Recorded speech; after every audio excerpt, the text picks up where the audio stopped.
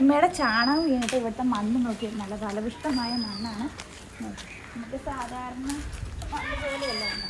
ഇതിപ്പോൾ ചാണകവും ആ ഒരു മണ്ണും കൂടെ കൂടി അടുത്തൊരു എന്താ പറയുക കണിക്കൊന്നയുടെ നിപ്പുണ്ട്. ഞങ്ങൾക്കൊരു വീടുണ്ടായില്ല, ഈ എരുമയിൽ നിന്നിട്ട് ഉണ്ടായിരിക്കണതാണ്.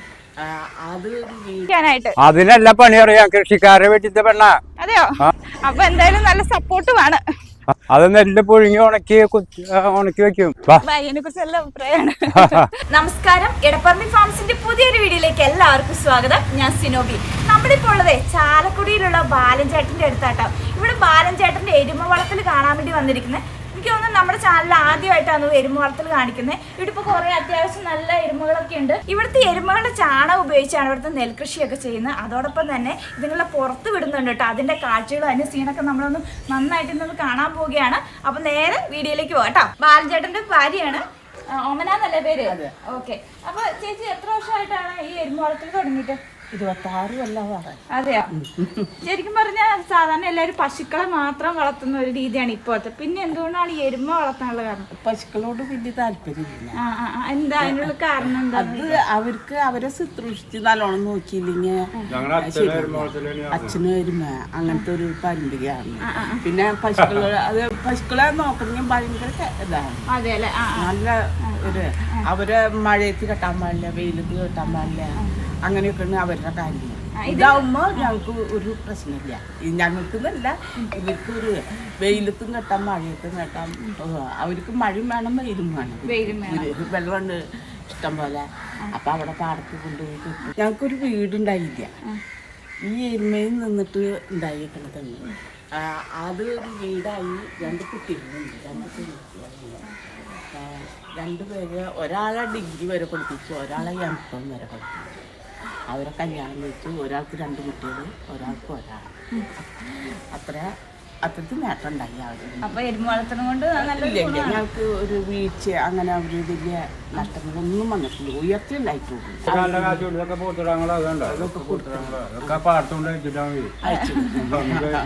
വെയിലത്തും കെട്ടാതല്ലേ പോയി വെള്ളത്തിൽ കിടന്നോളൂ.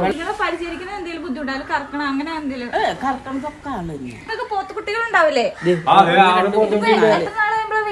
ഇതൊക്കെ 6 മാസമായിട്ടുള്ള പെട്ടിട്ട് പാല് കുടിച്ചു കറക്കണമെന്നില്ല.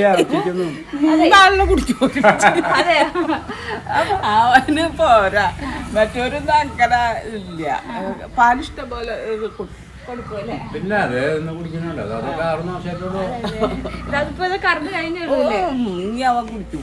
ഉച്ചക്ക് കറക്കില്ല. അതിനാണ് ഇതിപ്പോ എങ്ങനെയാണ് രാവിലത്തെ കാര്യങ്ങളൊക്കെ?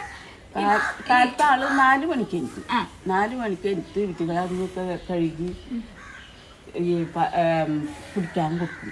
കുറച്ച് ചിലപ്പോൾ ഉണ്ടാവത്തില്ലാന്ന് തോന്നുന്നു. അല്ലേ, കൊടുക്കണമെന്നില്ല, കുടിക്കാൻ ഞാൻ വേറൊരു കാര്യം കാണിച്ചത്. ഇവർ കൃഷിയുണ്ട്, നെൽകൃഷിയുടെ കാര്യങ്ങളൊക്കെ ചെയ്യുന്നുണ്ട്. അപ്പൊ നെല്ല് ഉണക്കുക അല്ലേ? ഇപ്പൊ ഞങ്ങൾ വന്നപ്പോൾ നെല്ല് ഉണക്കിക്കൊണ്ടിരിക്കുവായിരുന്നു. വേറെ എന്തൊക്കെ കൃഷിയുണ്ട് ചേച്ചി? ഇതിനുള്ള ചാണകമാണ് എങ്ങനെയുണ്ട് ഇതിനുള്ള ചാണകം ഉപയോഗിച്ചിട്ട്? അതെ അതെ അതെ. ഇതിപ്പോ ഒന്നും ചെയ്തിട്ടില്ല, ചേച്ചിട്ടൊന്നുമില്ല. ഞാൻ ഉണക്കി ഇങ്ങനെ വെച്ചിട്ടുള്ളൂ. ഇനി അതൊന്ന് കാറ്റത്തിട്ടായിട്ട് ഞാൻ പുഴുങ്ങി കഞ്ഞി കുടിക്കും. പെട്ടിയിലാക്കും. പെട്ടിയിലാക്കും. ഇതിപ്പോ എത്ര ഏക്കറിലാ ചെയ്യണേ? എന്ത് കൃഷി? ഇത് കൊറേ ഞങ്ങൾക്ക് ഉള്ള കാലാണ്. അല്ല, എന്തോരം ഏക്കറിലാ? 1 ഏക്കറിലാണോ? 1 ഏക്കർ. 1 ഏക്കർ ആളുടെ സേതനം കൊണ്ട് മേടിച്ചല്ല. ആളുടെ സ്വർണ്ണം എടുത്ത് അച്ഛൻ മേടിച്ചെന്താ. അപ്പൊ ഈ നെൽകൃഷി ചാണകം ഉപയോഗിച്ചാണ് നെൽകൃഷി ചെയ്യുന്നത്. അതോടൊപ്പം തന്നെ പയർ കൃഷിയുണ്ട്. അത് നല്ല ഗ്രോത്ത് ഉണ്ടായിരിക്കും.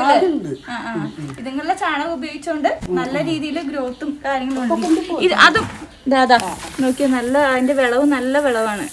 അപ്പൊ ഇവിടുത്തെ എരുമയുടെ ചാണകം വീണിട്ട് ഇവിടുത്തെ മണ്ണ് നോക്കിയാൽ നല്ല ഫലപുഷ്ടമായ മണ്ണാണ്. നമുക്ക് സാധാരണ മണ്ണ് പോലെയല്ല.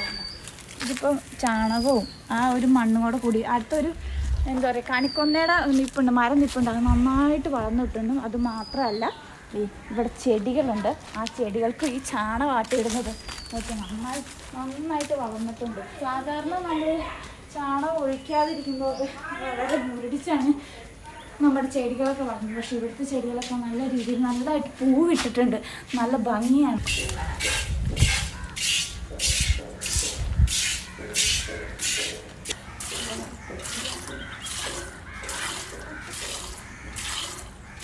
ഇവിടെ എത്രത്തോളം ലിറ്റർ പാലുണ്ട്? പാല് ഉണ്ട്. പാല് 10-40 ലിറ്റർ പാല്. അതെ, ഇത് ഏതൊക്കെ കറക്കുന്നുണ്ട് ഇപ്പൊ? 8 കറക്കുന്നുണ്ട്. 8 കറക്കുന്നുണ്ട്. ഇതിപ്പോ എങ്ങനെയാണ് സെയില്? പാലിന്റെ സെയിൽ എങ്ങനെയാ? പാല് വീട്ടുകാർക്ക് ഭയങ്കര പ്രിയമായിരുന്നു പാല്. അതെ, അവർക്ക് കൊടുക്കാനുള്ളൂ. വേറെ ഇതില് കൊടുക്കാനൊന്നും ഇല്ല. അപ്പൊ അവര് അത് ഉണ്ടാവും, പാലുണ്ടാവും. ഇതിപ്പോ പുറത്ത് 100 രൂപയ്ക്കാണ്, 100 രൂപയ്ക്കാണ് 1 ലിറ്ററിന്. ഇപ്പൊ ഇതിങ്ങള് പാടത്തേക്ക് കൊണ്ടുപോകാ ചേട്ടാ? ആ പാടത്ത് കൊണ്ട് കെട്ടണം. അതെയാ, എത്ര മണിക്ക് കൊണ്ടുപോകും അപ്പൊ രാവിലെ? രാവിലെ ഒരു 9 മണിയാകുമ്പോ കൊണ്ടുപോകാറുണ്ട്. അതെല്ലേ? അപ്പൊ ഇതിങ്ങളിങ്ങനെ കൊണ്ടുപോകുന്നോണ്ട് തീറ്റച്ചെലവ് കുറയ്ക്കാൻ പറ്റുന്നുണ്ടോ? ഞങ്ങൾക്ക് എന്തൊരു തീറ്റ വൈകുന്നേരം അടിക്കൊണ്ടിരും, കുറച്ച് കറക്കണതിന് ഇത്തിരി കൂടി കൊടുക്കും. ബാക്കി പാടത്തെ വെള്ളം, പാടത്തെ പുല്ലും.